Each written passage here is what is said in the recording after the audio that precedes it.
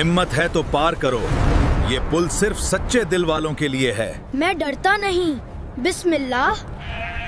कुर्बानी की असल वजह क्या है? जवाब दो।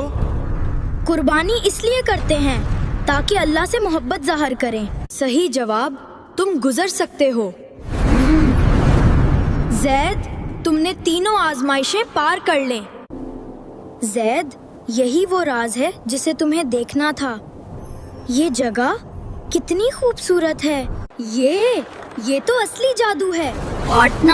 बांटना, खुशियाँ शेयर करना, यही ईद का असल जादू है। अब तुम समझ गए, कुर्बानी का गोश्त सिर्फ खाना नहीं, ये खुशियाँ बांटने का नाम है।